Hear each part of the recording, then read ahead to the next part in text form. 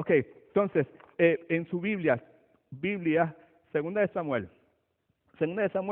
capítulo 10, versículos del 6 al 12. Segunda de Samuel, capítulo 10, versículos del 6 al 12. Si no tiene su Biblia, tiene su bosquejo y tiene la pantalla. Lo único que aquí en la pantalla solamente va a tener de los versículos del 6 al 12, que son los que vamos a enfatizar, pero yo quiero leer los primeros versículos para que así tengamos una idea más clara de lo que queremos cubrir en el día de hoy. En el día de hoy vamos a hablar acerca de el hecho de que arriesgarse por la causa de Dios es correcto. Repita conmigo, arriesgarme por la causa de Dios es correcto. No, la causa de Dios es el propósito de Dios, la voluntad de Dios, las cosas de Dios, la mente de Dios, la palabra de Dios, todo lo que a Dios le agrade. Arriesgarme por hacer las cosas como Dios quiere que yo las haga es correcto, siempre es correcto, right? Y una de las cosas que queremos hacer en el día de hoy es reventar, explotar, destruir el mito de la seguridad. Esa es la finalidad de esta enseñanza. La vez pasada era que nosotros nos viéramos así chiquitos para que Dios se viera bien grande. El deseo de mi corazón hoy, a través de las historias bíblicas que vamos a ver, es que podamos romper esto, explotar esto, sacar esto de nuestras vidas, el mito de la seguridad, y que decidamos arriesgarnos, tomar riesgo por la causa de Dios, por las cosas de Dios, por la voluntad de Dios. David derrota a los amonitas. Está en 2 de Samuel capítulo 10. Voy a leer desde el primer versículo. Y cuando lleguemos a el versículo número 6, entonces pues todos leemos, ¿ok? Dice, pasado algún tiempo, murió el rey de los amonitas, y su hijo Hanún lo sucedió en el trono. Entonces David pensó, debo ser leal con Hanún, hijo de Nahas, tal como su padre lo fue conmigo. Así que envió a unos mensajeros para darle el pésame por la muerte de su padre. Cuando los mensajeros de David llegaron al país de los amonitas, los jefes de ese pueblo aconsejaron a Hanún su rey y le dijeron, ¿y acaso cree su majestad que David ha enviado a estos mensajeros solo para darle el pésame y porque quiere honrar a su padre? ¿No será más bien que él los ha enviado a espiar la ciudad para luego destruirla sembrando cizañas? Entonces Hanún mandó a apresar a los mensajeros de David y que les afeitaran media barba, les rascaran las ropas por la mitad a la altura de la cintura y así los despidió. Versículo 5. Los hombres del rey David se sentían muy avergonzados. Cuando David se enteró de lo que había pasado, mandó que los recibieran y les dieran este mensaje de su parte. Quédense en Jericó y no regresen hasta que les crezcan las barbas, porque lo que le habían hecho era una afrenta, era un insulto llegar a Jerusalén en la forma en que ellos estaban. Versículo 6, que es el que usted tiene en su bosquejo ahí en adelante. Al darse cuenta que los amonitas de que habían ofendido a David, se percataron de que David no estaba muy contento con ellos, hicieron trámites para contratar mercenarios de entre los sirios de Bet-Rehob y de Sobá. ¿Sobá o Soba? Sobá, gracias. 20,000 soldados de infantería de Sobá, del rey de Maca 1,000 hombres y de Tob 12,000 hombres. Versículo 7. Cuando David lo supo, despachó a Joab con todos los soldados del ejército. Los amonitas avanzaron hasta la entrada de su ciudad y se alistaron para la batalla, mientras que los sirios de Sobá y Rehob se quedaron aparte en campo abierto junto con los hombres de Tob y de Maca. Joab, versículo 9, se vio amenazado por el frente y por la retaguardia, así que escogió a las mejores tropas israelitas para pelear contra los sirios. Mírenme aquí. Él se dio cuenta de lo que estaba sucediendo y ante la posibilidad, el riesgo de que el pueblo de Dios fuese atacado, ante la posibilidad de esta batalla, él decidió establecer una estrategia. hacer un plan, ver cómo él podría vencer a este enemigo. ¿Ok? Entonces, dice, versículo 10, y el resto de las tropas las puso al mando de su hermano, ¿cómo se llamaba? Abisai, para que enfrentaran a los amonitas. A Abisai le ordenó lo siguiente: si los sirios pueden más que yo, tú vendrás a hacer ¿qué? Y si los amonitas pueden más que tú, ¿qué yo voy a hacer? Esa es la estrategia. Los tengo al frente, los tengo detrás, han contratado mercenarios por otros lados, esta es una realidad, esto es una lucha, este es mi plan, esta es mi estrategia para bregar con esta situación. Versículo 12, ánimo, luchemos con valor por nuestro pueblo y por las ciudades de nuestro Dios. Todo el mundo lea conmigo la última frase.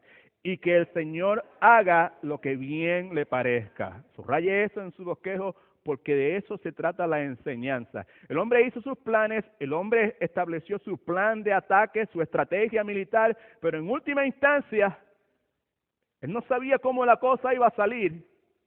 Y simplemente dijo, y que el Señor haga como bien le parezca. Ahora, la aplicación desde ahora para cada uno de nosotros es la siguiente.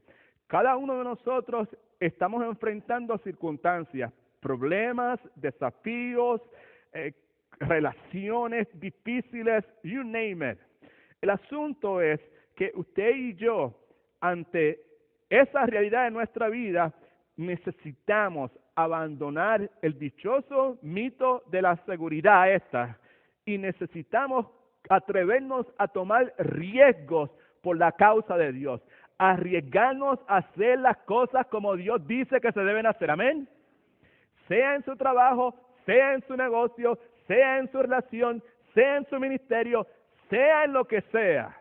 La idea de esta enseñanza es que nosotros salgamos de esta encerrona, de este espejismo, de este encantamiento, si usted quiere, con la seguridad, y que utilizando estos ejemplos bíblicos nos atrevamos a tomar riesgos, nos atrevamos a hacer lo que la voluntad de Dios tiene para nosotros. Ahora bien,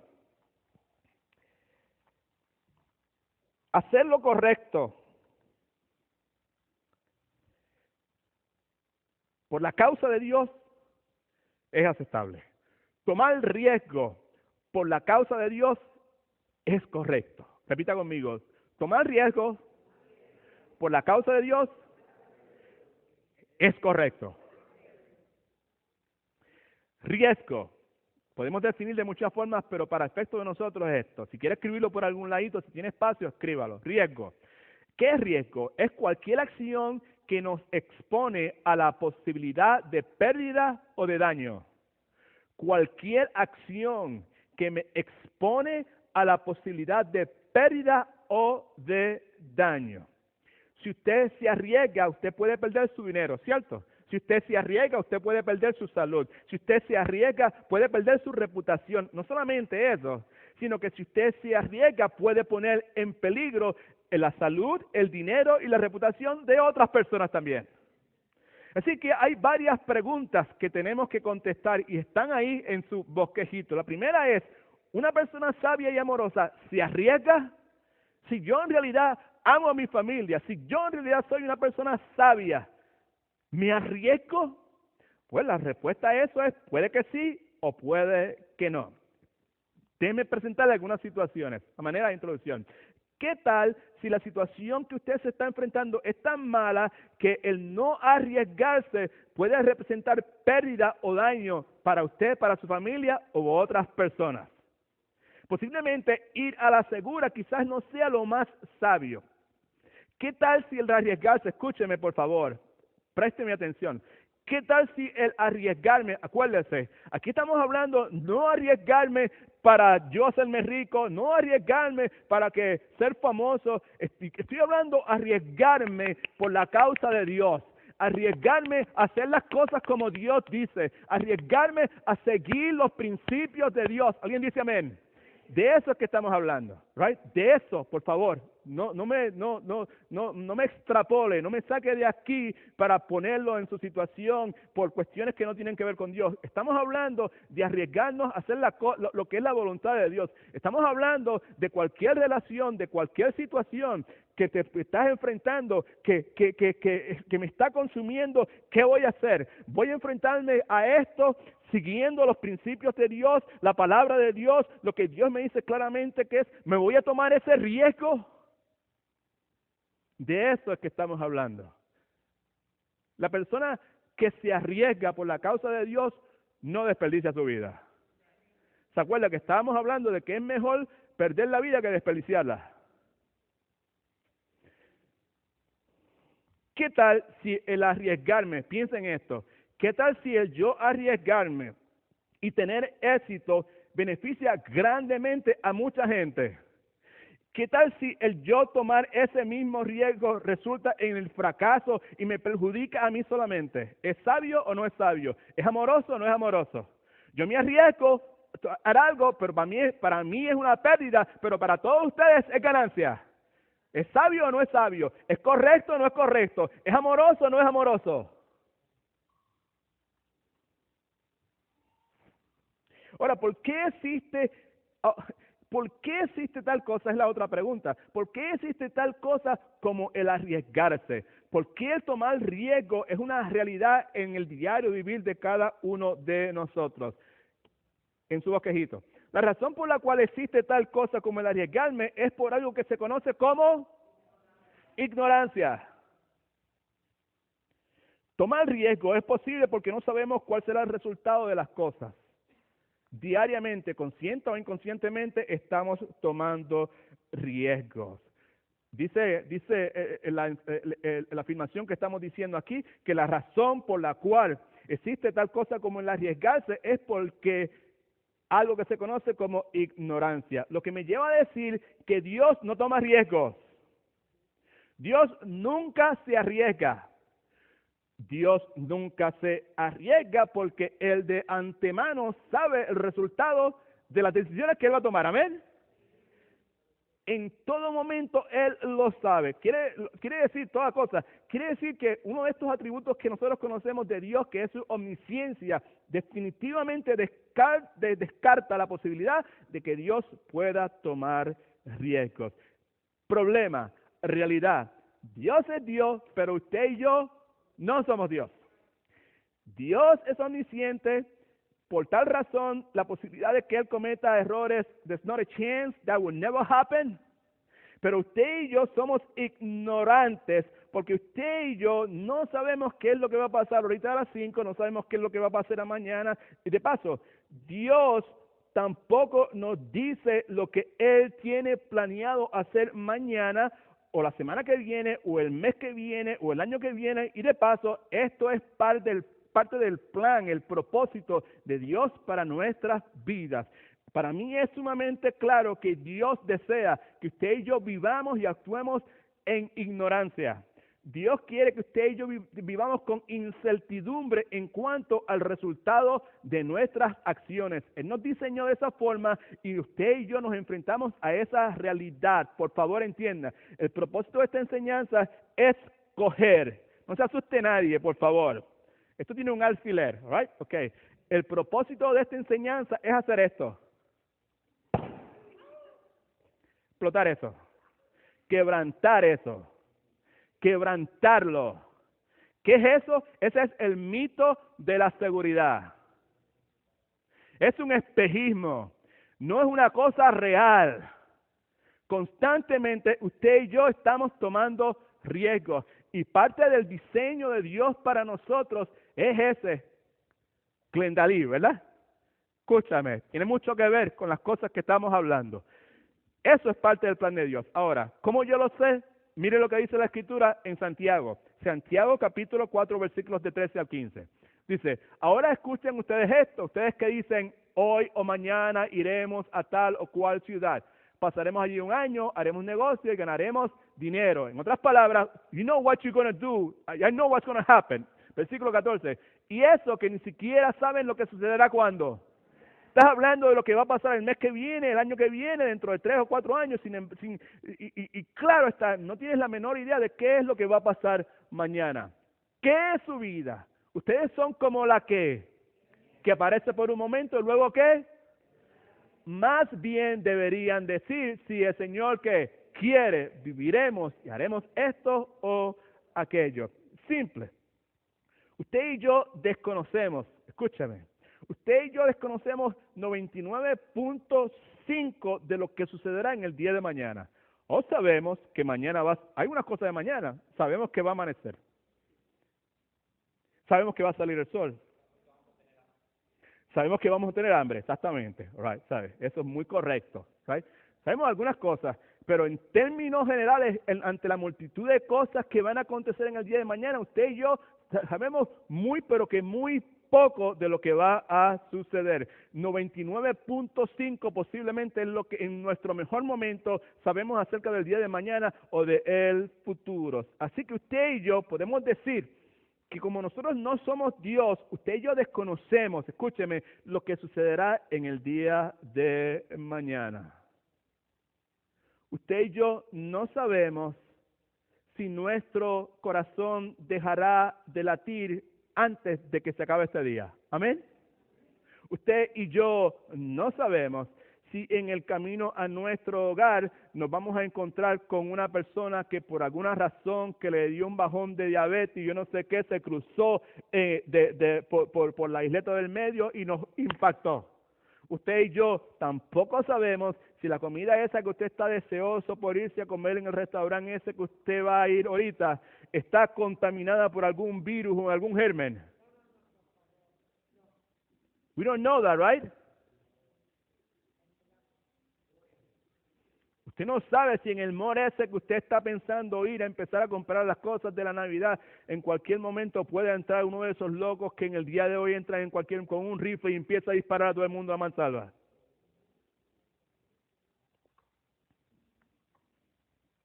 El punto es este.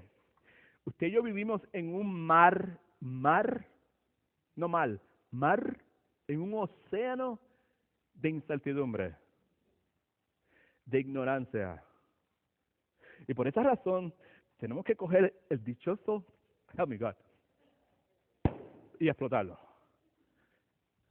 Es un mito. La seguridad es un mito, amados. Y tiene que ver eso con mi vida cristiana, de yo desperdiciar mi vida, de yo aprovechar. Tiene mucho que ver. Que tiene que ver eso con mis problemas familiares, matrimoniales. Tiene mucho que ver. Just hang in there. Es un mito.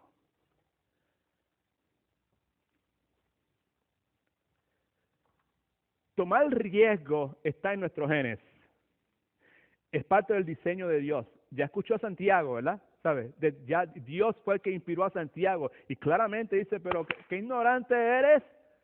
¿Cómo te atreves a decir que dentro de un año, si tú no sabes lo que mañana va a pasar, esto es un vapor? Lo que tienes que decir es, si el Señor quiere, amén. Si es la voluntad de Dios.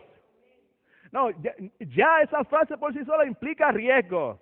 Implica que me voy a envolver en tal ministerio, implica que me voy a envolver en tal negocio, implica que voy a comprar tal cosa, pero si es la voluntad de Dios, implica que voy a hacer una inversión en tal cosa, pero si es la voluntad de Dios.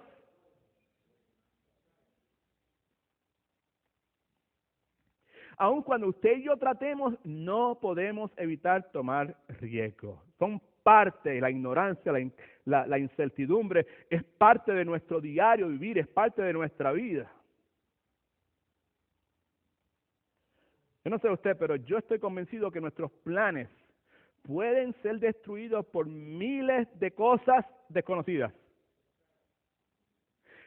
Y yo no tengo que meterme allí en el medio del I-4 o meterme en un lugar por allá para que algo suceda, ¿sabes? Yo puedo estar en mi casa, quedarme en mi cama y aún quedándome metido en mi cama, cosas desconocidas pueden suceder que destruyen mis planes, ¿sí o no?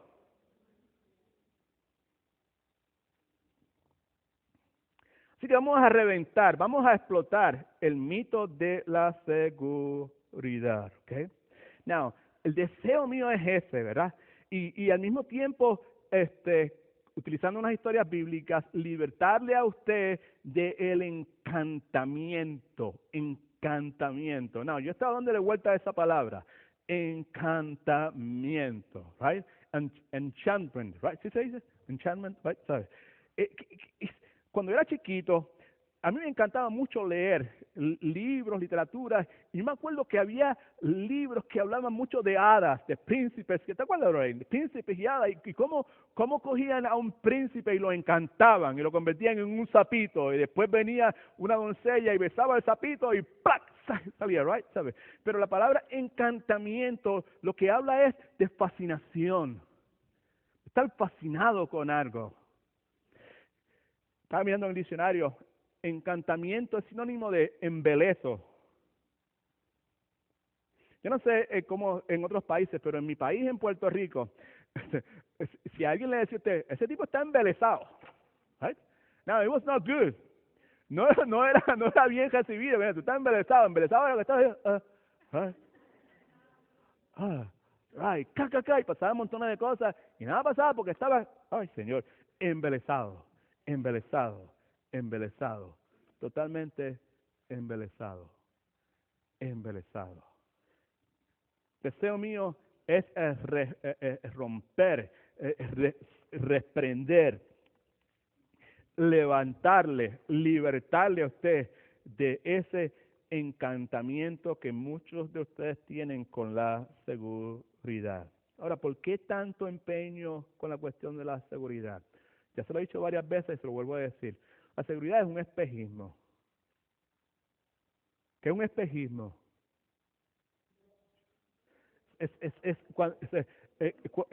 En el verano, cuando empieza a llover, ¿sabes? Hay mucho calor, un sol, pero que bien desastroso. Un sol, pero que bien increíble, ¿verdad? Entonces, empieza a llover y usted va en la carretera así y de momento usted va por allá y ve como una cosa que brilla, ¿verdad? ¿Sabes? Como un espejismo. Pues yo cuando era chiquito a mí me encantaba todas esas cosas. Decía, viste eso, ¿va? ¿Sabes? Pues la seguridad es eso, es un espejismo. Parece como si fuera real, pero no lo es. Y por eso es que hay que quebrantarla, por eso es que hay que romperla, separarla de nuestras vidas. Es una ilusión, es algo que no existe. ¿Por qué razón? Porque no importa por donde usted y yo nos metamos, siempre nos vamos a encontrar con cosas desconocidas. No importa lo que usted y yo hagamos, siempre nos vamos a encontrar con montones de situaciones que están fuera de nuestro control. Así que la idea de que hay seguridad es un espejismo, es una ilusión, es una cosa que no existe. Ahora, escúcheme bien, Señor, ayúdame, por favor, te lo ruego, a hablar con claridad. Eso por sí solo, el que muchos de nosotros hayamos comprado la idea esta de la seguridad que esta cultura nos vende, es una tragedia. Pero la mayor tragedia es de este encantamiento de la seguridad, es que nos paraliza y no nos deja tomar riesgos por la causa de Dios. La dichosa seguridad nos paraliza. La dichosa seguridad nos paraliza y nos impide tomar riesgos por la causa de Dios. Muchas veces somos engañados al pensar, escúcheme, que al tomar riesgos pondremos en peligro una seguridad que en realidad no existe.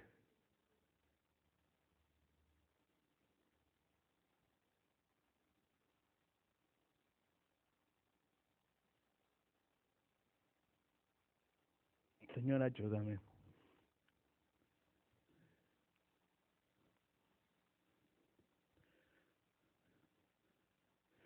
Muchos de nosotros llevamos años atados a circunstancias, a relaciones que no deberían ser parte de nuestra vida porque son contrarias a la causa de Dios. Por esto.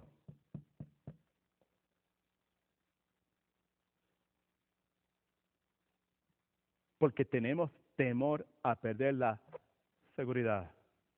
Lo que podría pasar si hago como Dios quiere que yo haga. Amén. Si digo lo que Dios quiere que yo diga. Si dejo estas cosas, right, y sigo el patrón que Dios me ha dado. Pues porque si dejo eso, pues entonces la seguridad que tengo, y todo se me derrumba. El punto es que eso no existe. Es un espejismo. No es real. Están mirando la mayor parte de ustedes como diciéndome, I had no clue what you're talking about. No tengo la menor idea de lo que estás hablando. Señor, ayúdame, por favor, a que podamos pues entender de qué es lo que tú estás hablando, no yo. ¿Ok? Ahora, yo le voy a compartir con ustedes unas historias bíblicas. No una predicación expositoria de que el pasaje quiere decir esto. No, simplemente unas historias bíblicas. Y la razón por la cual voy a utilizar esto es motivado por lo que pasó el domingo. El domingo esto estaba lleno de niños aquí y los niños pudieron entender con claridad.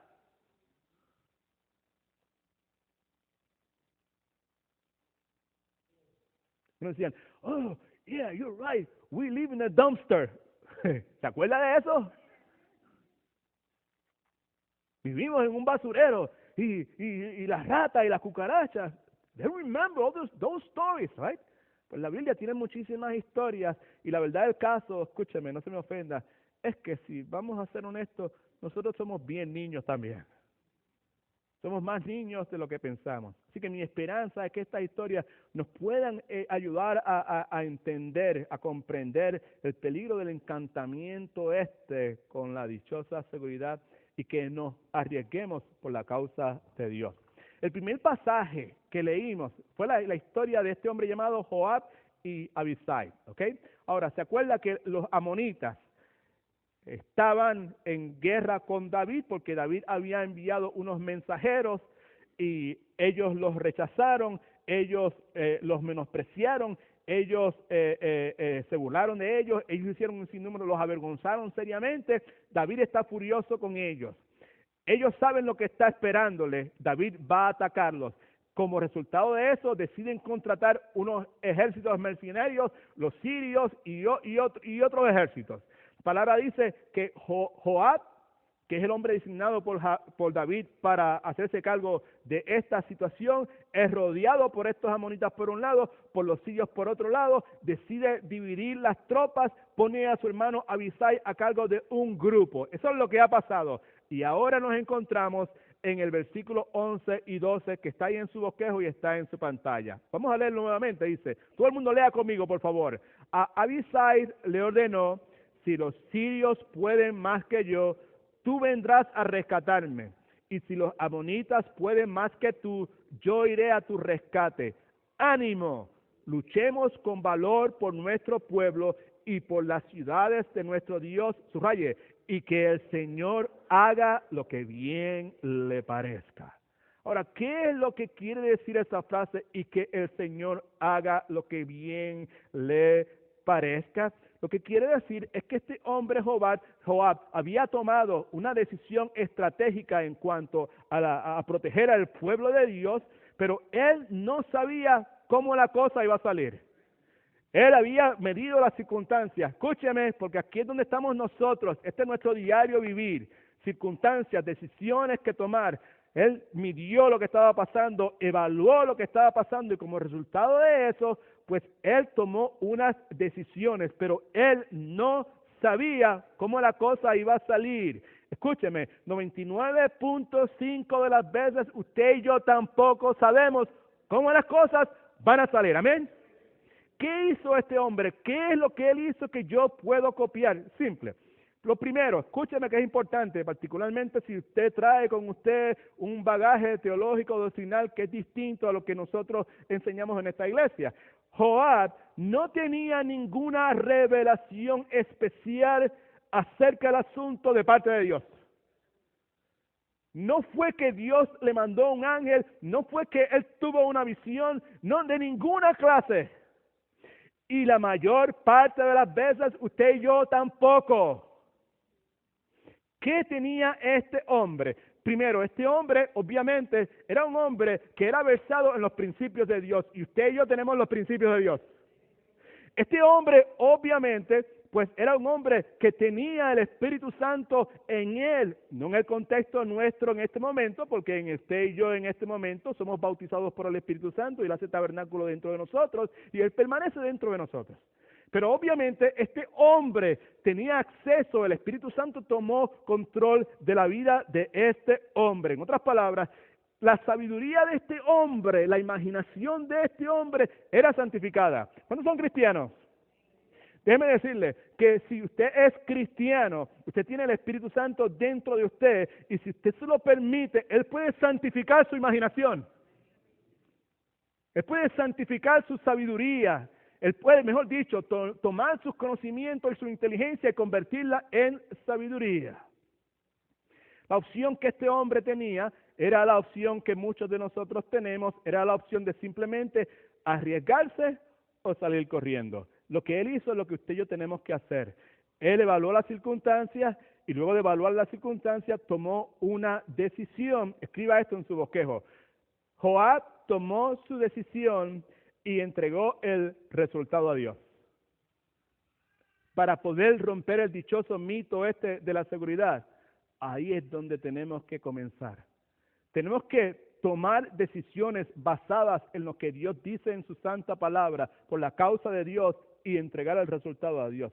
No debe atemorizarnos a nosotros en ninguna forma decir, de hecho, este debe ser un buen eslogan para nosotros. ¿Sabe que de vez en cuando yo le digo, hey, if you want to do a tattoo, do it, right? Si quieres hacerse un tatuaje, hágaselo.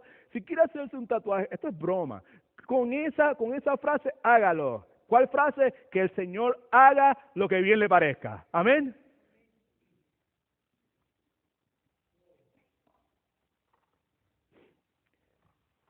Joab y Abisai. Otro ejemplo bien bueno en la Escritura, la mayor parte de ustedes que han estado en la iglesia por mucho tiempo lo conocen. El ejemplo de Esther delante del rey Asuero. La palabra dice en el libro de Esther que había un hombre llamado Mardoqueo que es llevado al exilio a Babilonia. Este hombre era un hombre de Dios, era judío, lleva con él una prima que se llamaba Esther, eventualmente la adoptó, se convirtió en el padre de ella. Esta Esther crece, es una mujer preciosa, es una doncella preciosa, es llevada donde el rey Asuero y se convierte en reina.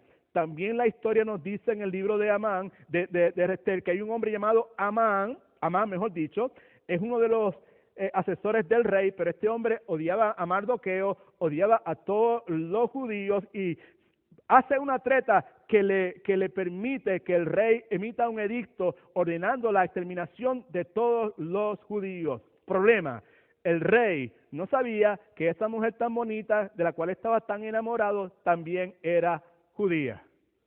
La palabra dice que Esther sabía. Mardoqueo se acerca a Esther y le dice, tienes que hacer algo con esta situación porque hay este edicto y eso va a provocar que todo el pueblo de Dios sea exterminado. Esther sabía que si se acercaba al rey sin que el rey le hubiese dado permiso a ella, eso era una muerte segura. Lo único que podía salvarla a ella era de que cuando ella se acercase al rey para apelar al rey, para hablar con el rey levantase su cetro de oro y al hacerlo estaba perdonándole la vida a la persona. Así que ella sabía eso. Ella sabía que seguir las instrucciones de Mardoqueo, responder a la apelación de Mardoqueo, ve y habla con el rey, porque si no, el pueblo de Dios va a fallecer. Ella sabía que había un riesgo bien grande, porque había una ley que se cumplía al pie de la letra, pero ella también sabía que la vida del pueblo de Dios estaba en juego. Otra vez, arriesgarse por la causa de Dios siempre es correcto. En Esther 14, 15 al 16, vemos cómo Esther responde a la petición de Mardoqueo para que le hable al rey en favor de la causa del pueblo de Dios. Esther capítulo 4, versículos del 15 al 16, dice, Esther le envió a Mardoqueo esta respuesta, ve y reúne a todos los judíos que están en Susa para que ayunen por mí. Durante 3 días no coman ni beban de día ni de noche. Yo, por mi parte, ayunaré con mis doncellas al igual que ustedes. Now, ¿qué uno hace cuando uno ayuna? Por lo regular, uno ayuna y ora, right? Aquí no lo dice, pero me parece a mí, convencido totalmente, que Esther no solamente ayunó, sino que Esther oró, pidiéndole a Dios, Señor, interven, Señor, dame una confirmación, Señor, de que, ¿sabes lo que me puede suceder, lo que puede pasar? Yo por mi parte ayunaré con mis doncellas al igual que ustedes. Cuando cumpla con esto, me presentaré ante el rey, por más que vaya en contra de la ley. Subrayese eso también. Me presentaré al rey por más que vaya en contra de la ley. Y subraye, circule, pásele con un highlighter a lo próximo. Y si perezco, que perezca. Qué interesante. Por más que vaya en contra de la ley, yo me voy a presentar al rey.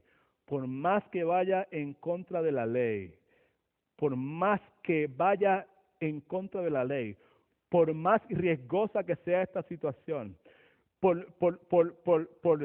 ante la posibilidad tan grande que la seguridad que tengo se derrumbe, ante la posibilidad de que esto salga mal.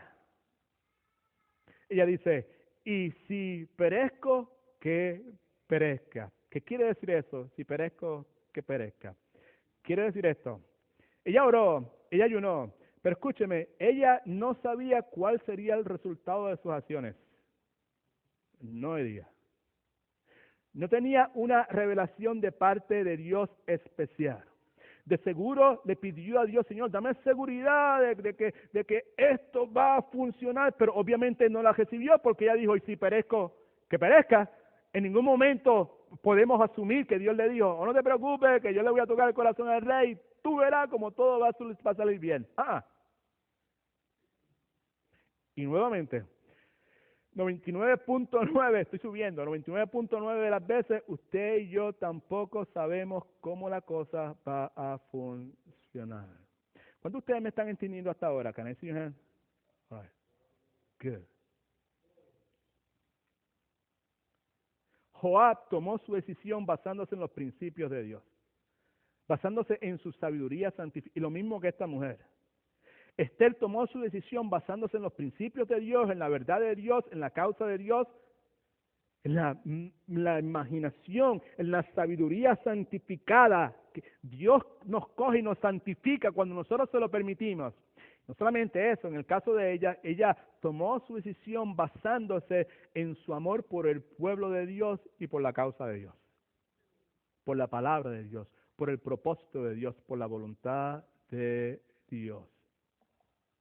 El issue para ella era, ¿arriesgo mi vida por salvar al pueblo o salvo la mía? Ella podía salvar la vida de ella.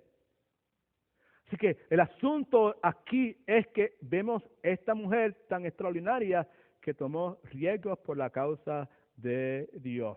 Ella podía bregar para salir bien ella, pero ella decidió arriesgarse.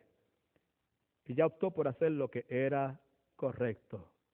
En vez de vivir pensando en su seguridad, vivió pensando en el amor de Dios, en el amor por las cosas de Dios, por la causa de Dios y por el pueblo de Dios. Escriba esto en su bosquejo, por favor. Esther tomó su decisión y le entregó el resultado a Dios. Sí, pero ya yo escribí eso, escríbalo nuevamente. Eso fue lo que hizo Joab. Joab tomó su decisión y le entregó el resultado a Dios. Esther tomó su decisión y le entregó el resultado a Dios. Y nuevamente, arriesgarse por la causa de Dios siempre es correcto. Siempre. ¿Y siempre es?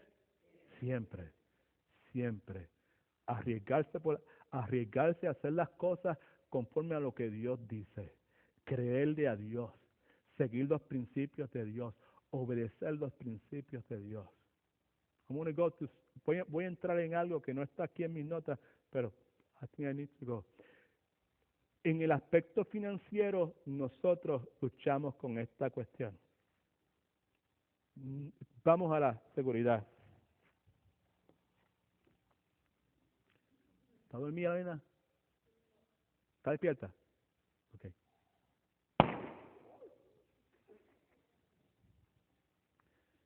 Mito de la seguridad financiera. Ajá, hello. Mito de la seguridad financiera. Arriésguese por la causa de Dios. Arriésguese por el... Sí, este es el issue, ¿entiendes? Aquí, por eso es que estamos hablando de estas cuestiones. Porque si tú estás aquí, you could see the faces, tú puedes ver, estás como diciendo, wow, espérate un momentito. Tú eres loco. Tú no te das cuenta que yo estoy a punto de perder la casa, o ya la perdí. Tú no te das cuenta que en casa no tengo comida, o lo que me quedan son 2 o 3 latas de habichuelas o lo que sea. Pues déjeme decirle, posiblemente, I'm not saying this is it, pero muy bien podría ser, porque la razón de eso es precisamente lo que estamos hablando aquí. Porque usted no está en la disposición de arriesgarse por la causa de Dios. La causa de Dios, porque en esto me estoy contento, pues lo que Dios dice en su palabra acerca de sus finanzas, lo que usted debe hacer con sus finanzas. Déjeme go somewhere else también, okay. Lo mismo sucede con su familia, lo mismo sucede con sus hijos, lo mismo sucede con sus relaciones, el mismo principio. Dios dice unas cosas con relación a la forma en que nosotros debemos conducir nuestras finanzas, la forma en que debemos conducir nuestro matrimonio, la forma en que debemos conducir la disciplina de nuestro hogar. Es lo mismo, o sea, pero you don't want to risk it. No me puedo arriesgar, ¿sabes? No, por esta seguridad, por lo menos tengo a mi hijo en la casa, por lo menos está aquí conmigo. Si yo me atrevo a hacer lo que la palabra de Dios dice que debo hacer en términos de disciplina y poner las cosas, los puntos sobre las íes, pues entonces se me va a derrumbar. No me atrevo a arriesgarme por la causa de Dios. Porque Dios dice que es correcto. Amén.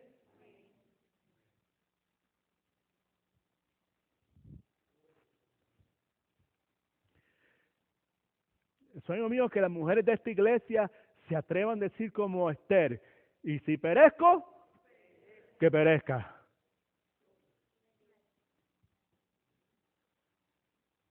Y si se van, que se vayan.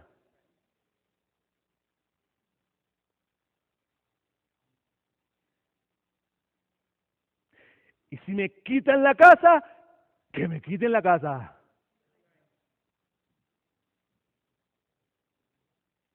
No, ahora me parece que estamos entrando, amén. No hay nada seguro, es un dichoso espejismo. We don't know. Es cuestión de un poco de viento, es un poco de un frente frío y un frente de aire caliente que se junten ahí, de momento empieza todo y se fue a la casa.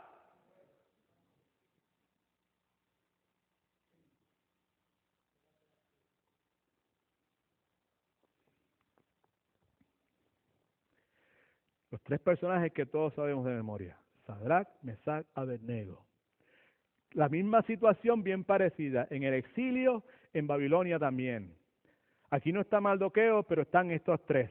Nabucodonosor, usted sabe el resto de la historia. La estatua de oro, aquí todo el mundo va a adorar la estatua de oro. En el caso de Joab, ¿se acuerda? ¿Sabe? En la situación de aquel rey, tenía unos consejeros que le dijeron, hey, ten cuidado con David, que ese tipo, él dice que viene aquí para el velorio, para darte el pésame, pero ten cuidado, right? Don't do it. Aquí también, Nabucodonosor tenía sus consejeros que odiaban tanto como Amán a los judíos y están tramando todas estas cosas. Vamos a construir la estatua esta, empujando al hombre para que estos judíos que nosotros tanto odiamos, que le corten la cabeza. Dice la Escritura que eso es precisamente lo que Nabucodonosor decide hacer. Problema: Sadrach, Mesach, Abednego solo adoraban al Dios de Israel. Amén. La semana pasada, todo el montón de ídolos que nosotros tenemos aquí, ¿verdad? ¿Sabes? Vea los dibujos antes que se vaya. Vea lo que los hijos suyos posiblemente, o sus nietos, yo no sé, dibujaron y escribieron. ¿Te acuerdas de lo que hay ahorita? Hay personas, some kids, they trade a Hot Wheel for God. Right? Pues muchos de nosotros, ¿sabes por qué some kids trade Hot Wheels for God? Porque ven a los papás haciendo lo mismo. Cambiando a Dios por un carro, un bote, aquella otra cuestión y montones de cosas en la vida de ellos. Así que estos tres muchachos dijeron, nosotros tenemos un solo Dios, es el Dios de Israel.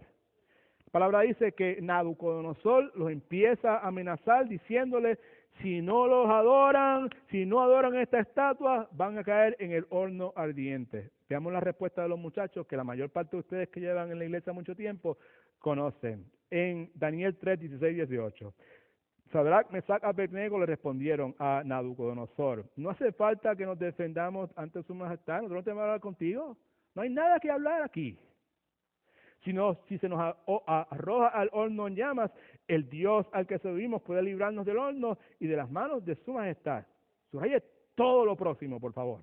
Pero aun si nuestro Dios no lo hace, sepa usted que no honraremos a sus dioses ni adoraremos la dichosa estatua. Ahora, ¿qué es lo que eso quiere decir? Lo mismo que Esther y lo mismo que Joab. Que el Señor haga lo que bien le parezca. Yo estoy seguro que Él puede sacarnos de aquí y podemos salir de aquí ilesos, pero si decide no hacerlo, que el Señor haga como bien le parezca. Amén. Como Esther. Si nos quemamos, nos quemamos. Amén. Si perecemos, perecemos. Si perezco, perezco. Si nos quemamos, nos quemamos.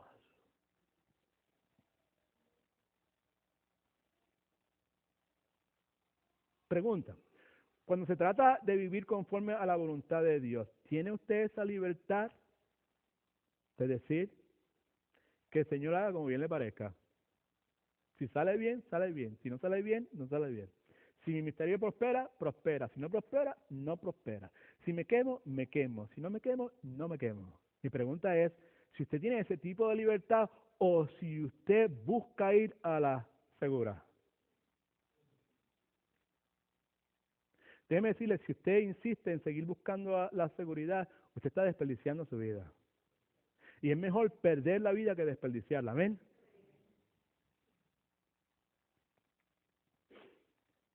Último ejemplo, Pablo.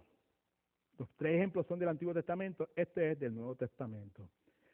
En este contexto, Pablo era un tipo que vivía de riesgo en riesgo, de riesgo en riesgo, de riesgo en riesgo. Donde quiera que se metía, eran riesgos. Ahora, Pablo en este contexto va camino a Jerusalén, en Hechos 21, que es el pasaje que vamos a leer, ¿verdad?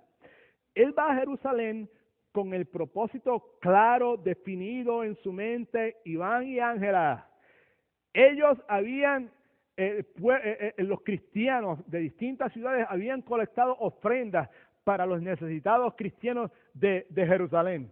Esas ofrendas se las dieron a Pablo para que Pablo las llevara. Pablo está claro en su mente, hay una necesidad bien grande y esto hay que hacerlo llegar allá. Llueve, truene o relampaguee, pase lo que pase, sea el riesgo que sea, hay que hacérselo llegar a esas personas. La palabra dice que llega a una ciudad llamada Cesarea, que por muchos años los historiadores y los arqueólogos seculares pensaban que no existía hasta los otros días. Cesarea, donde se encuentra con un profeta llamado Ágabo. Just listen to it. Versículo 10 de Hechos 21 dice lo siguiente. Dice, llevábamos allí varios días en Cesarea, cuando bajó a Judea un profeta llamado Ágabo. Escuche, qué interesante.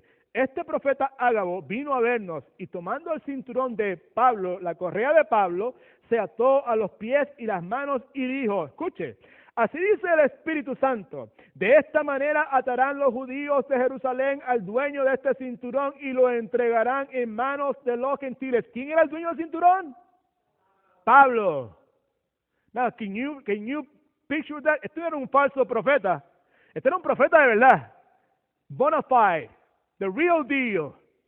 Y viene y dice, el dueño de esto que vaya para Jerusalén, los judíos mismos lo van a entregar, lo van a apresar y se lo van a entregar a los gentiles.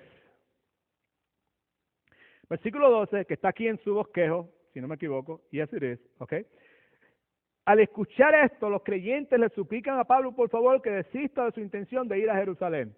Mire, dice, al oír esto, nosotros y los de aquel lugar le rogamos a Pablo que no subiera a Jerusalén. Nosotros es Lucas el que está hablando. Nosotros y los demás, el que estábamos en el staff de Pablo, en la comitiva de Pablo, no solamente ellos, sino nosotros también decimos, Pablo, para allá no vayas. Mira lo que el profeta está diciendo. Versículo 13 nos da la respuesta de Pablo. Pablo dice, ¿por qué lloran? Me parten el alma, respondió Pablo. Por el nombre del Señor Jesús estoy dispuesto no solamente a ser atado, sino también ¿a qué? A morir en Jerusalén. Ahora, Pablo está determinado. Entonces en el versículo 4 vemos cómo estas personas reaccionan, versículo 14, a esa determinación de Pablo, que es donde queremos llegar, porque es lo mismo que Joab dijo, porque es lo mismo que Esther dijo, porque es la misma cuestión que los tres muchachos hebreos dijeron, versículo 14, como no se dejaba convencer los creyentes de Cesarea, desistimos exclamando, que se haga ¿qué? Que el Señor haga como bien le parezca. Si perece, que perece. Si lo meten preso, que lo metan preso. Ahora, Pablo estaba claro, convencido, que su viaje a Jerusalén por la causa de Dios era algo correcto. Pablo no sabe qué va a suceder, pero está consciente porque el profeta se lo dijo. Dios por medio del profeta, hey brother, cuando llegues allí te van a atar y te van a entregar a los gentiles. Eso él lo sabía. Pero no sabía el resto de la historia, amados. Escúcheme, ¿qué es lo que pasa con nosotros? Tenemos conocimiento de ciertas cosas, pero no lo sabemos todos. Él sabía que iba a ser atado, sabía que iba a ser encarcelado, pero no sabía qué iba a suceder después. ¿Iría a morir? No lo sabía. ¿Pasaría el resto de su vida en prisión? No lo sabía. ¿Sería enviado al exilio? Tampoco lo sabía. ¿Sería torturado como lo había pasado montones de veces en el pasado? No lo sabía. ¿Podría escapar? Tampoco lo sabía. Escuche, no solamente Pablo no lo sabía, sino que nadie lo sabía, porque 99.9 de las veces nosotros no sabemos qué es lo que va a suceder en el futuro. Por eso es que tenemos que coger ay, que no se me asuste, romper el dichoso mito este. Tenemos un poco de conocimiento que Dios nos ha revelado, pero la mayor parte de lo que va a suceder, nosotros no lo conocemos. Amén. Ahora, lo que sí todos sabían era lo siguiente, en algo estaban de acuerdo, que es que se haga ¿qué? La voluntad de Dios. Que al Señor haga como al Señor le parezca. Escúcheme, arriesgarse por la causa de Dios siempre es lo correcto. Tomar decisiones basadas en lo que Dios dice en su palabra siempre es lo correcto. El issue ese, la decisión esa, la dificultad esa, el asunto ese que le consume en este día, entienda, arriésguese a tomar decisiones conforme a la palabra de Dios. Porque siempre eso es correcto. Bendito. ¿Alguien dice amén? All right. Now, Pablo constantemente estaba de riesgo en el riesgo. Versículo 23 de Hechos 20, en su bosquejo, dice, lo único que sé es que en todas las ciudades el Espíritu Santo me asegura que me esperan ¿qué? Subraye eso, el Espíritu Santo me asegura que me esperan prisiones y sufrimientos. Ahora, escúcheme, eso es lo que él sabía, que le esperaban prisiones y sufrimientos. De paso, a cada uno de nosotros, escúcheme, bendito sea el nombre del Señor, y aquí es donde se separan los cabritos de las verdaderas ovejas.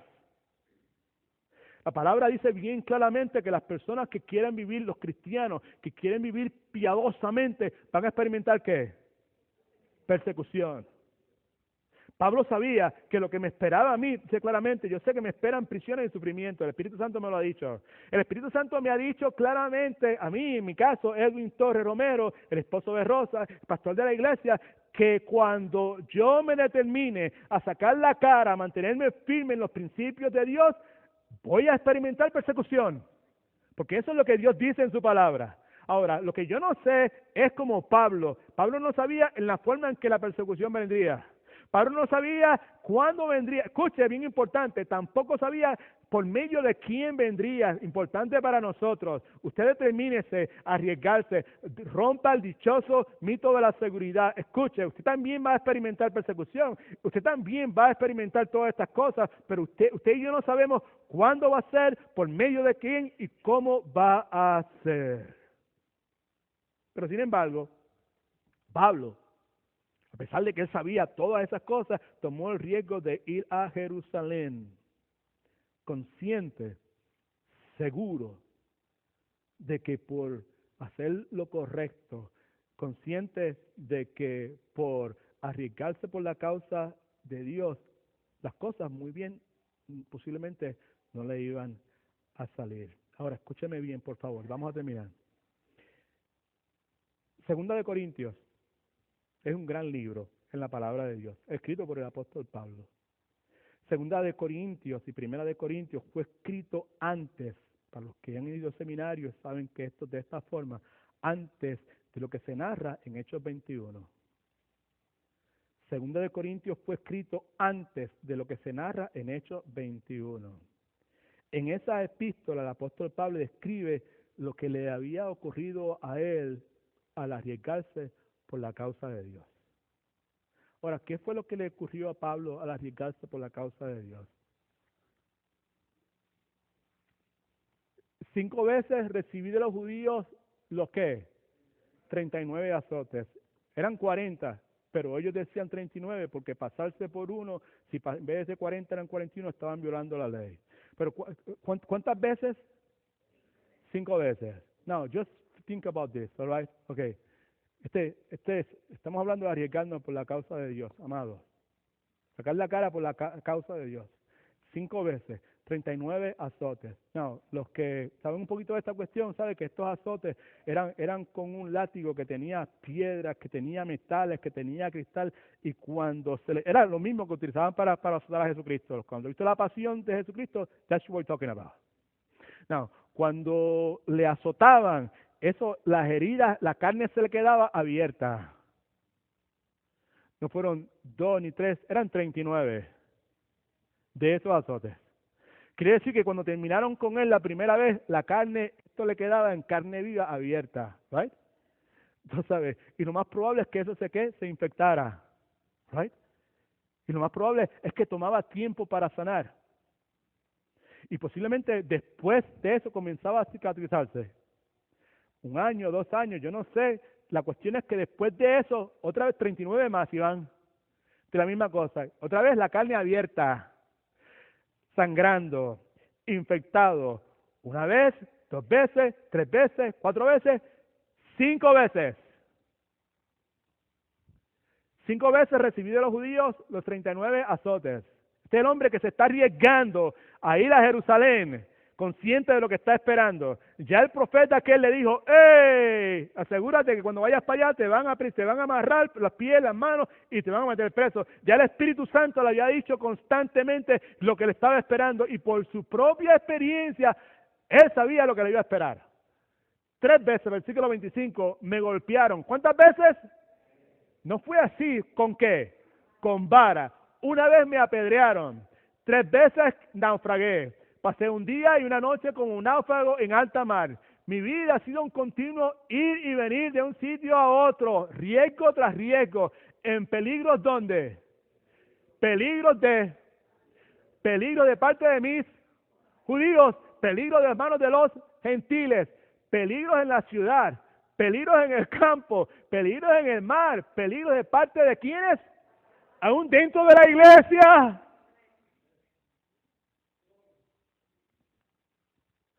He pasado muchos trabajos y fatigas y muchas veces me he quedado sin dormir, he sufrido hambre, sed, muchas veces me he quedado en ayunas, he sufrido frío, he sufrido desnudez y como si fuera poco, cada día pesa sobre mí la preocupación por todas las iglesias. Ahora, ¿qué es lo que eso quiere decir, amados? Quiere decir que Pablo nunca sabía de dónde el próximo golpe le iba a venir. Él sabía que iba a venir golpe. Él no sabía de dónde iba a venir, cuándo iba a venir, en qué forma iba a venir. O sea, el apóstol Pablo fue un hombre que temprano en su vida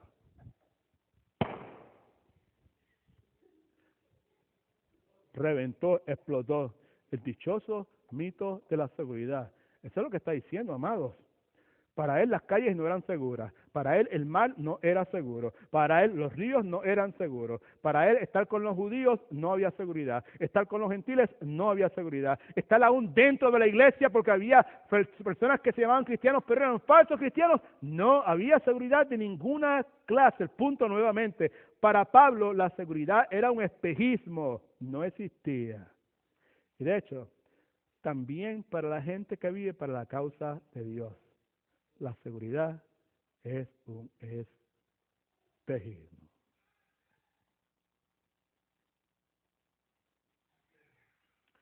Pablo tenía dos opciones, al igual que usted y yo. Tenía la opción de arriesgarse o de salir corriendo. Which one you take more often? Versículo 24, en Hechos 20 dice, sin embargo, considero que mi vida carece de valor para mí mismo, con tal de que termine mi carrera y lleve a cabo el servicio que me ha encomendado el Señor Jesús, que es el de dar testimonio del Evangelio de la gracia de Dios. All right. Eso es lo que debemos hacer. Right? Usted y yo debemos escapar del dichoso encantamiento esto de la seguridad, del espejismo ese, esta fascinación que tenemos, de estar embelesados con la seguridad, de no arriesgarnos. Espérate, no, don't rock the boat, como dice el americano. Ahora, ¿qué sucede? Son dos preguntas que tienes en tu bosquejo, amado. ¿Qué sucede cuando el pueblo de Dios no escapa del encantamiento de la seguridad? ¿Qué sucede? ¿Qué sucede cuando el pueblo de Dios se mantiene ahí atado, se mantiene aprisionado? ¿Qué sucede cuando el pueblo de Dios trata de vivir sus vidas en el espejismo de la protección y de la seguridad? ¿Qué es lo que sucede? Ejemplo, claro, triste pero claro de lo que puede suceder. Números 13 y 14. Usted sabe la historia. 3 años antes, en Números 13, el pueblo de Israel ha salido de Egipto no en un avión, no en un yate, no en un crucero, han salido de Egipto por medio de una intervención sobrenatural del poder de Dios. Amén. Se han visto, ellos vieron el despliegue ese how we said the other day, del despliegue audiovisual de Dios, las plagas y todas estas señales y prodigios, el mar abierto totalmente. Así que han pasado 3 años, el pueblo está próximo a entrar a la tierra prometida, y ahí en Números 13, 1 y 2, la palabra dice, el Señor le dijo a Moisés, quiero que envíes a algunos de los hombres a explorar la tierra que estoy por entregar a los israelitas. La palabra dice que Moisés envía a Josué, a Caleb, otros 10 hombres. 40 días después regresan, después de haber inspeccionado el área, regresan entre otras cosas con tremendo racimote de uvas. Las uvas eran cada una así de grande, dice la escritura. No las vi, ¿sabes? Pero eran enormes, ¿sabes? Eran tremendas, parecían melones, cada uva. I mean, they was humongous, tremendas uvas. Versículo 30. Cuando regresan, Caleb dice lo siguiente. Dice, Caleb hizo callar al pueblo ante Moisés y dijo, subamos a conquistar esa tierra. Estoy seguro de que podemos hacerla. Pero inmediatamente uno de los otros 10 hombres intervino y dijo, pero los que habían ido con él respondieron, no podremos combatir contra esa gente, son más fuertes que nosotros. Simple, para resumir. Caleb no pudo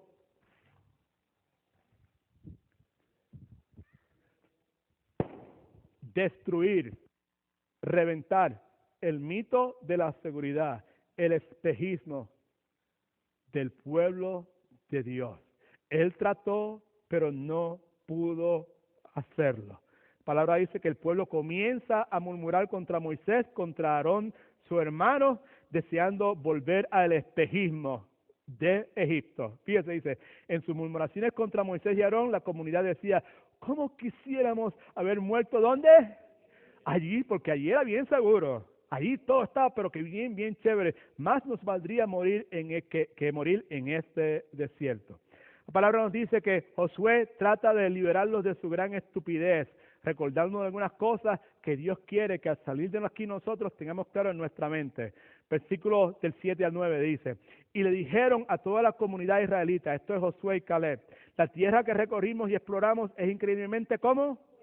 Si el Señor se agrada de nosotros, nos hará entrar en ella. Nos va a dar una tierra donde abundan la leche y la miel. Así que no se rebelen contra el Señor ni tengan miedo de la gente que habita en esa tierra. Ya son pan comido. No tienen quien los proteja, porque el Señor está donde. ¿Se acuerda en Romanos 8 los otros días? ¿Por qué deleitarme en el Señor? Porque Dios está de parte nuestra.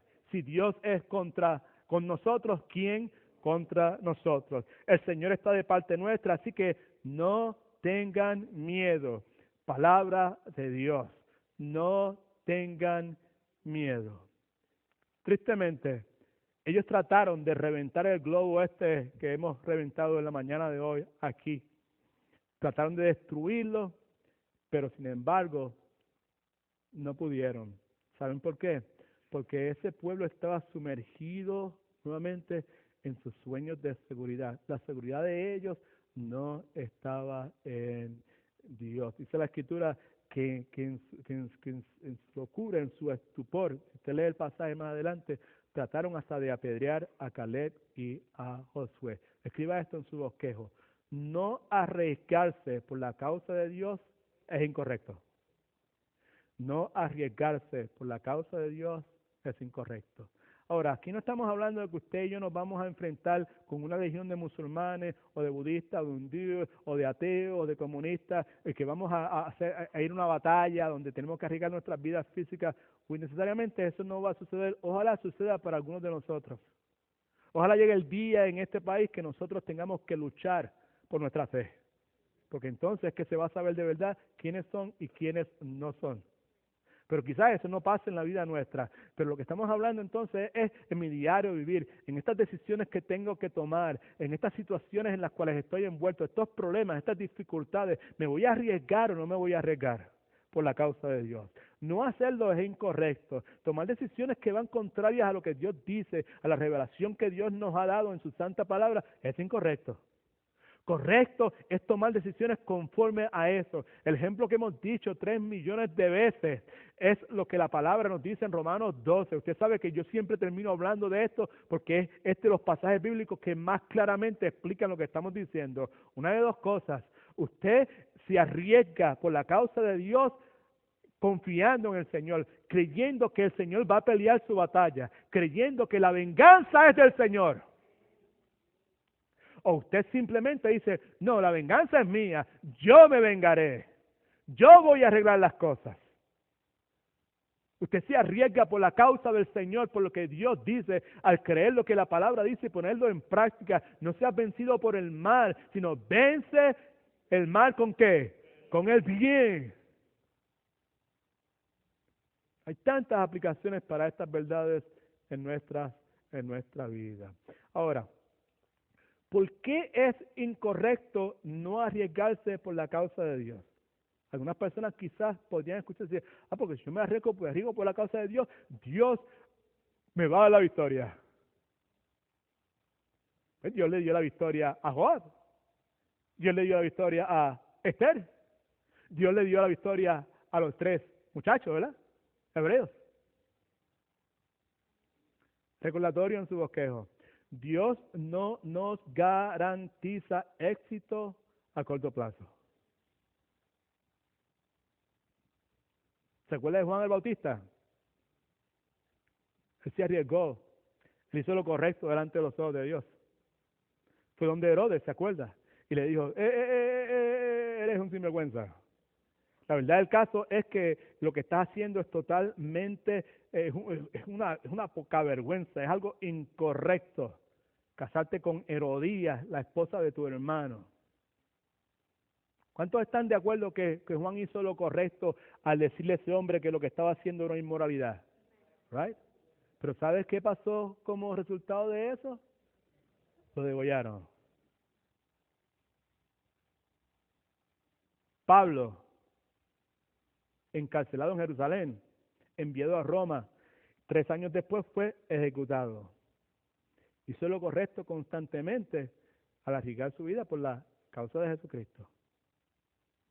No, algunos de ustedes, yo no sé si están conscientes de esto, ¿verdad? Pero yo creo que muchos de ustedes posiblemente en Asia Y en África hay montones de tumbas de personas jóvenes de entre 20, 25 años, jóvenes misioneros, hombres y mujeres, que, escúcheme por favor, fueron libertados por el Espíritu Santo del encantamiento de la seguridad y dieron sus vidas. No, esto no me lo estoy inventando aquí para terminar con una historia triste, o sea, es una realidad. O sea, el punto es este, el punto es que no arriesgarse por la causa de Dios es incorrecto, pero entienda, usted no debe arriesgarse por la causa de Dios esperando recibir algo a cambio. Escuche, Dios no nos garantiza éxito a corto plazo. You may have it, you know? Pero el hecho es que nosotros necesitamos hacer lo que es correcto delante de los ojos de Dios. Así que Pablo, eso fue lo que hizo, Juan el Bautista fue lo que hizo. ¿Qué tal usted? ¿Qué tal yo, Edwin? ¿Qué tal nuestra iglesia?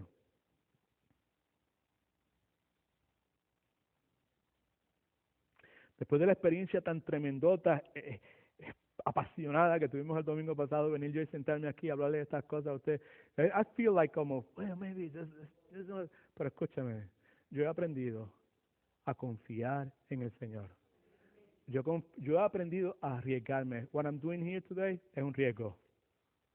Arriesgarme por la causa de Dios. Hablar de estas cosas, lo que hemos estado haciendo en las últimas semanas, es arriesgarme por la causa de Dios. Porque hay personas que la palabra sólida del domingo pasado no cayó bien. Y uno se arriesga cuando usted proclama la verdad de Dios, cuando usted vive, escúchame, ahí en tu casa, con tu esposa o con tu esposo, cuando tú proclamas la palabra de Dios, la verdad de Dios, la causa de Dios con tu vida, te estás arriesgando. No puedo perder la seguridad de matrimonio, es un espejismo. Puedo perder la seguridad de mi trabajo, es un espejismo. Se va en viaje. ¿Ha sido usted liberado por el Espíritu Santo del espejismo de la seguridad? La comodidad de la pesadilla del sueño americano. Dios te bendiga.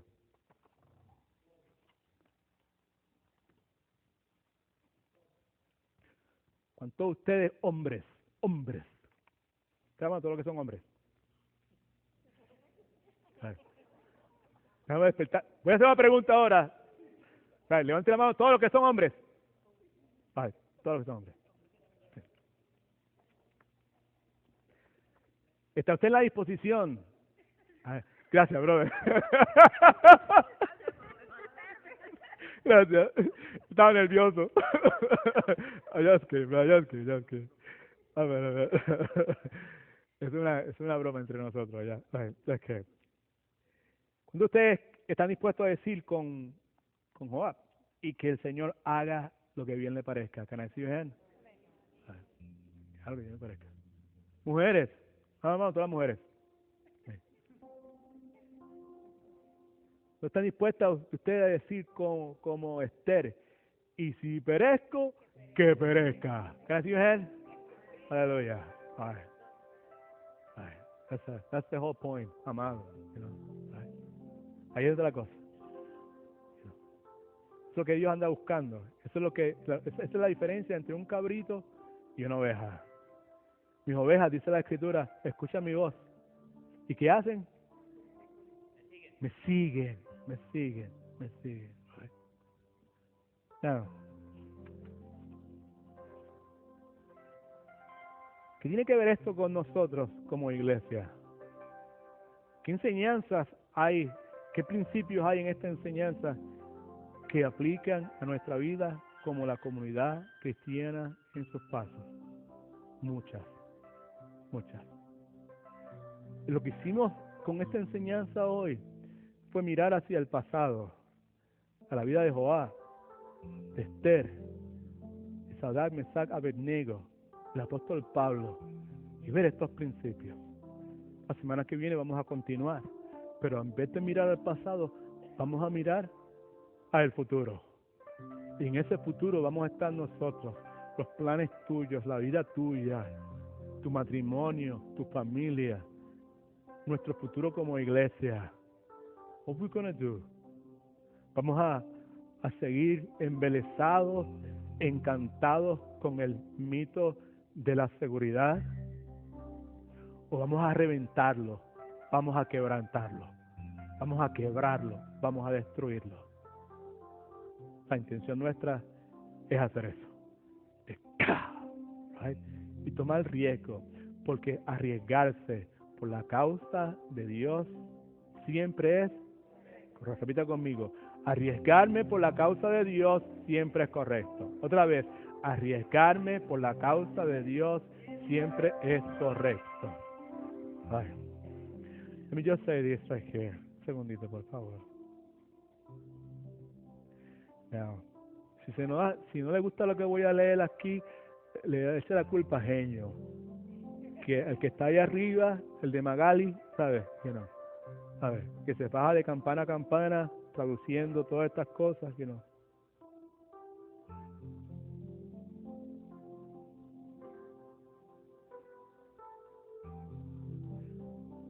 Ustedes saben cómo soy yo, ¿verdad? Que me deprimo y me arrastro por las cunetas, por 1 hora, 45 minutos, y quiero renunciar, y quiero irme a vender zapatos, y todas esas cosas. ¿Cuánto le pasa eso? ¿A algún le pasa eso? Esto no funciona, este negocio no va para ningún lado, este matrimonio tampoco, esto es una pérdida de tiempo, Y entonces Dios viene, y por medio de la palabra, o de algo, una persona, right things, it comes and says, right? Yo estaba así, no me quería levantar, cosa, ¡levántese! ¡Hora de trabajar! La almohada. Yo me levanto finalmente ahí, viejito ya.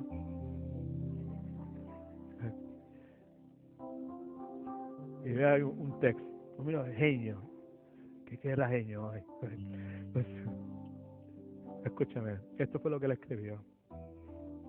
You're called to feed the flock of God. Ha sido llamado a alimentar el rebaño de Dios. But sometimes the flock rejects the food. Pero algunas veces el rebaño rechaza el alimento. That's not your fault. No es culpa tuya. You must continue the feeding. Debes continuar alimentando.